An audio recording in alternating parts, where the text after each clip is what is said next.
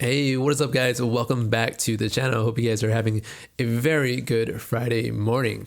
Now let's go ahead and begin our episode 13 of our Firebase 3 real-time chat application video tutorial. So we have a lot of really interesting code to write today. Why don't we start off with actually going over quickly what we went over last time in episode 12. So our simulator, we are logged in as Jon Snow and have a kind of a chat dialogue going on with Tyrion Lannister. So clicking on Tyrion gets me the entire chat history for the conversation between Tyrion and Jon Snow. So that's pretty self-explanatory as to a typical chat application and its functionality.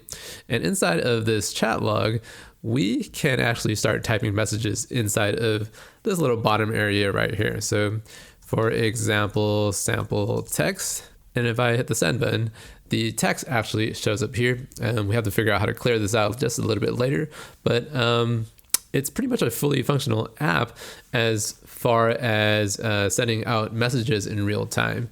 And you can see that this message already shows up at the very bottom right there. So the application is really coming together, and we're now ready to add in some really nice finishing touches to this chat controller here. And one of the things I want to focus on today is how to create these blue bubbles on this side right here. So in a typical chat app, the blue bubbles represent the message being sent from the logged in user of the device. Whoa. And we're going to attempt to do that today. I'm going to show you how easy it is, kind of walking you guys through step by step how it's done. And perhaps we'll get to the gray bubble a little bit later, perhaps another video. And why don't we get started by moving some of the things off the screen here. So one thing I want to mention as well is that for some of you guys that have been following the channel since early on, maybe a couple of months ago, you probably know that I already have a video released that is showing you guys how to create chat bubbles just like what you saw. But the only difference is that in that video, we use Rex and CG frames. So to make this video a little bit more interesting, let's use just pure iOS 9 constraints. And hopefully it'll be educational for some of you guys that are looking to learn something on this very good Friday. All right, let's run this application here. So this code that you're seeing inside of Xcode right now is pretty much where we left off in episode 12. If you missed that episode, please click the description in the link below, or click the link in the description below. You'll be able to find the episode 12 video there. And let's get started inside of clicking in there. And I want to get the bubbles sort of like this, but to actually show you guys how it really works, I need to really reach this state before I can move on to these nice blue bubbles. So how do I get to this state right here? Well, first I want to, I want to add the actual bubble background view inside of my cells here. So let's go ahead and go to chat message cell. And inside of here, we have the text view, and nothing else is going on in here except for adding in the constraints. Okay, so let's create the bubble view of UI view. And this will be the background view for the text view. So inside of this closure, let's create the view of view equals UI view.background color equals UI color of something. So this will be this RGB value, and I already know the RGB is going to be 0, 137, and perhaps 249, and that's going to give me a nice blue color. Okay, now I'm going to execute this entire closure with these two parentheses, returning me whatever's in here, setting it to bubble view. So that's how this kind of works programmatically. Okay, now with this view available, I want to add it into my cell, so the entire cell here, and I'm going to do that by adding it right above the text view here as add subview bubble view. Cool. And what do we want to do now? Well, I want to actually add some iOS 9 constraints, so we have to set this translates property to false. Hope you guys are all familiar with that by now. And moving on, I want to put this bubble view inside of this cell somehow. So let me just get rid of the project navigator, and I will just save us a little bit of time and copy all of those constraints for the text view, for this text view here. And I'm going to just swap out all of these text views for the bubble. Okay, now I want to run the application, and I don't think you'll be able to see the actual bubble, and I'll tell you why in just a moment here. So clicking there, and we don't see the bubble. The reason for that is because the text view background color needs to be set to UI color of clear color. And because text views have a default background color of white, anything behind it gets kind of blocked out by the white there. So that's how you can kind of see the blue now. Looks a little bit better, but the text will need to be changed to text color of perhaps dot white color like this. I think I mentioned this before. You can add the UI color here or there. It doesn't matter so much. And here we go. That's looking rather nice. And what else do we want to do here? So I'm going to drag in this little image guy again. You notice how the cells are actually only tall enough to fit the entire text inside of these text view blue blocks. So how do we do that? How do we get the actual height to match up with the text there? Well, if we go to chat log controller and we type in, let's see, control 6 size right there, gets me this method here. And we're currently returning 80 for all of these cells in here. So our hard value of 80. Now I want to just set a variable called height equals to 80. And I'll just replace the 80 with this height. And here I want to get the estimated height somehow. And somehow is the question we want to answer right here. I'm going to create this other method. Let's just call it private function estimated frame for text. And this will take in this string parameter of text returning a CG rect type. So that's the actual frame type. And what is this estimation that we are going to get for the entire text so that we can get the height kind of appropriately sized like so? Well, if you go back to the NS string in Objective-C days, you probably know that you can call this method called NS string. Let's see, string. Let's use the text parameter. You can call this a method called bounding rect with size on NS string objects. And this actually gives us the estimated frame for the entire text block. Okay, so having said that, let's go ahead and use this as the return value for our method. And in here, I actually need to fill in these parameters. For example, size will be let size equals CG size with this width height constructor. And what is this width value? Well, I can already tell you that height value just only needs to be something arbitrarily large, like 1,000. And the width is fetched from chat message cell. And down here, we have this width anchor right here constrained to 200. That's kind of how that works. Now I want to use that 200 here. Let's see, not 2,500, but 200. And this will be the size like that. Now options, I don't really have a good explanation as to why the options need to be this, but just type in uses font leading union with uses line fragment origin. And you can find this on Stack Overflow. This is how you would use this bounding rect function. So options is here. And attributes, I'm just going to create it inside inline like this with NS font attribute name of system. Let's see, UI font, system font of size. And this is just a value of 16 right here. And this 16 is kind of fetched from this 16 value here inside of the text view. So if you want to change the font, you have to actually modify the attributes here. And finally, context is nil. So having this function here, what do we want to do with it? Well, let's go back to size for item at index path. And we will first get the text for the cell. And we can just unwrap it like this. If let, let's see, text equals messages, index path.item, and this has a text property because this returns us a message object like this with that text property right there. So pretty self-explanatory, I hope.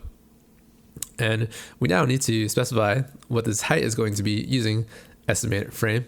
So if we just say height equals estimated frame for text of text, we can access this height property from the return value of cgrect. So that's how this kind of works. Let's run this application now and see what the cells look like. Remember, we're no longer returning this hard code value of 80. We're returning the estimated height instead. So this is kind of what it looks like. And it's already behaving a little better than it was previously, where we only get a hard value of 80. So let's do this right now to kind of resolve this issue where it's being cut off by a couple of pixels. I'm just going to add a value of perhaps 20 to the estimated height. Now the reason is kind of subtle, but text view just needs a couple of pixels to extend from the top to bottom. And that's kind of how that works. And now with that being done, I want to figure out how I can introduce some spacing from the left side of this bubble here. So in other words, I actually want some padding on the left side of the text and the bubble view. So I'm gonna go back to chat message cell here. And let's see, chat message cell. I want to show you how to do this with the text view constraint. So currently the text view is constrained to the right side of the cell's right anchor. What if I just remove that and say text view, then clamp the left anchor constrained to, let's use this guy right here, constrained to the bubbles left anchor, say left anchor with a constant value of 8. Let's just set active equals true right there. So doing that, we're going to put the text view 8 pixels from the left side of the bubble. Let's take a look at what that is going to give us. So that's pretty good. I think that's pretty good. And now I want to change something else inside of here. Instead of the hard value of 200 like that, I kind of want to change the width just a little bit. So let's see if I can do this correctly here. Instead of 200, I want to use the text view's right anchor constraint equal to, let's see, let's use perhaps this anchor, constraint to equal to anchor of the bubble view's right anchor. So let's just set active equals true here as well. And this will give me the width of the entire bubble view from left to right like that. So that's what that kind of gives me. And now we are kind of ready to move on to the next part of this exciting bubble exercise. And now I want to introduce the width of the bubble view. So you notice how the width of these bubbles also only encapsulate the necessary amount of width to take the text inside of this cell. So you see how this message here needs to really be a lot thinner in terms of the width. How do we get the width inside of our cell now? Notice how if you go to chat log controller here, and where are we? So when we look at size for item at index path, this method here, we only provide the height of the entire cell. And I actually want to modify the width of the bubble view inside of cell for item at index path, right? So let's modify the bubble views width somehow. And to do this, I want to go back to chat message cell, and I need to now get a reference to this width anchor somehow. And I'm going to do that by specifying a var of bubble with anchor is a NS layout constraint optional type like that. And I want to set this with anchor here by copying and pasting this entire thing here, equal that, and bubble with anchor optional active equals true. So if I run the application now, we get the exact same display, but now I can mess with the bubble with anchor inside of this cell for item index path. For example, cell dot bubble with anchor equals something. And if we change this value to perhaps 50, let's see, change the value of the constant to 50, we can see the behavior start to modify these cells rendering width like this. So that's quite good. Now I need to actually make sense of this constant value here. So how do I get the necessary estimated width? Well, first let's use estimated frame for text again. And we can just use message dot text, and I'll just unwrap it like that for now. And if I cut this and type in dot width, we can actually get the bubble anchor to properly size the text inside of the message block like this. So that's not so bad. I'll show you guys how to do this a little more safer in just a bit. First, I want to now modify this right here so that the text doesn't get cut off at the bottom here and the bottom here, and this looks fine. So how do I fix this now? Well, this is a little tricky, and it really requires a couple of guesses as to what these values need to be. So I'm going to add a value of 32 for the estimated frames width. I'm going to run it and see what we get in here. So adding 32 gives us something that's pretty decent, I suppose. And if I, let's see, if I modify the right side right here, so I actually want to put some padding from the cell's background bubble view.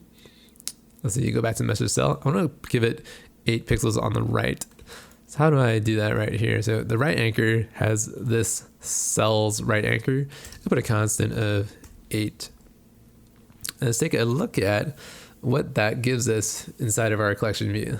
So, all right, clicking there gives us this. And why isn't this modifying the right anchor for us?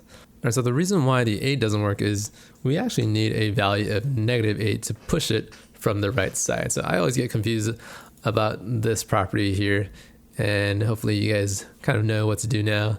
So the 8 pixels gives us that. And now we can actually make the corner of these bubbles a little more rounder inside of chat message cell. So let's take a look at bubble view here, and we can say view dot layer dot corner radius equals 16, and layer mask to bounds equals true. So if you don't set this value to true, the corner radius doesn't actually take into effect. So let's run the application now, and we will get our text bubbles looking like this. That's quite nice. And if I want to introduce some space on the top of the collection view here, I can do that with something called a content inset for chat log controller inside of view.load. We can say collection view.content inset equals UI edge insets of top, and this is just a value of 8 with a left, bottom, and right of 0. And I am going to run the application now. You can see there's going to be 8 pixels of padding on the top right there. So let's give this a couple of runs with a short message. And you notice how every time I hit enter, the text does not get cleared out of the bottom. So let's go to handle send, and every time we completely update Firebase with this message here, we can actually clear input. See, self.input text field dot text equals nil. So that's going to clear the bottom for us. Just get some tea here. All right, there we go. Oh, that's good. Okay, let's go in there, and now we can type in a message of something else that is longer, and hit enter. We get our message in there, and perhaps a different message that will span 3 lines instead of 2. So let's hit enter there, and we get this text bubble looking like that. So that's quite good. Now, I actually want to show you a bug that we currently have in our code right now. And if I send another message, so another message that is quite long and will appear below the input area, let's see what this gives us. So notice how the message down there is being blocked off by the input area. So to fix this, we go back to chat log controller, and inside of, let's see, view to load, we have this content inset guy. If we change the bottom to 58, we'll get 50 pixels above the input area and then 8 pixels for some minor bit of padding right there. So that's pretty good. And now, before I move on to these gray bubbles here with the actual profile image view, I want to show you guys what happens when we actually log out and try to message Jon Snow with Tyrion Lannister. I'm going to log out, log in with Tyrion@gmail.com, and punch in a password, logging him in. And now we get Jon Snow and Tyrion Lannister, so everything is working pretty well. And the bug occurs if I, let's say hello, Jon from Tyrion. So this message is from Tyrion, and we get this down here. So we'll fix this as the gray bubble a little bit later on. And the bug occurs inside of this screen, where you would expect this Jon Snow message to be grouped with the bottom one. And the reason why this is happening is because inside of messages controller, whenever we are observing all of these messages coming in, we observe it by looking at the user messages node and then looking into messages. And finally, we stuff the message right here inside of this dictionary based on the toID. Now the toID is incorrect. We actually need the chat partner ID like that. So message has this chat partner ID, looks like this function here. And doing that will actually give us the proper rendering of the list based on the partner ID instead of just the toID. So now Jon Snow has just only one row. And the reason why the toID doesn't work, hopefully you guys understand, is because messages can be sent to and from the different two people of the same chat log. So that's kind of why that fix is working for us. All right, and another minor fix to this collection view here I want to tell you guys about is this scroll view down here. You notice how the scroll view really needs to be a little bit higher in terms of where it ends down there. So you see a little nice gap, right? And the reason why this is happening is because whenever we change the content inset, you pretty much also have to change the scroll indicator insets. So scroll indicator insets like that. And doing that will give us a bit of padding for the scroll bar inside of chat log controller. So you see how it does that right there. And I think I need to give it perhaps a value of, let's see, I think this 8 is not necessary. So let's just give it a 0 value for the top. And then let's see what the scroll bar looks like. So let's go into the chat log and it gives us that. So the top looks fine, and then the bottom just needs 50. So let's just give it that. The reason is because we don't really need the top and bottom padding of 8. So let's go ahead, chat log controller in there, and that's what we get. All right. Okay, and one final thing I want to mention about this chat log controller that I talked a little bit about in the beginning of the video is what happens when you bring the simulator in here and you rotate the application, right? You see how these messages get centered like that? That's because the frame isn't being modified correctly. So if we simply go into chat log controller and implement view will transition to size, this method gets called every time the device rotates. And inside of here, if we just call collection view layout, invalidate layout, it'll re-render the entire collection views layout parameters, which eventually gives us this right here. So let's get that. If we rotate the application, we get this, and we rotate it back. Let's see, rotate it back, we get that right there. And then rotating over gives us that. So this is a really good fix, which we get for free if we use constraints instead of the frames that I was mentioning earlier in the video. All right, that's going to wrap it up for today's video. Now, the text bubbles calculation for the width and height does get a little tricky sometimes. You have to go through a couple of guesses to figure out what those values need to be. But having a look at what I did today, hopefully you guys can get a better understanding as to what needs to be done. All right, and aside from that, if you liked today's video content, make sure to hit the like button and also subscribe to stay tuned for the rest of the Firebase 3 series. All right, in the next episode, let's take a look at how to render the incoming messages as the nice little gray bubbles, and perhaps we'll also take a look at how to handle the keyboard from covering up the bottom input area.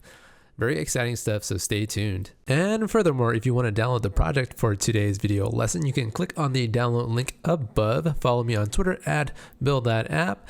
Finally, if you want to learn more about iOS development, click on the 3 playlist links on the bottom to get even better at iOS programming. That's about it, guys. Keep on coding, and I'll see you next time.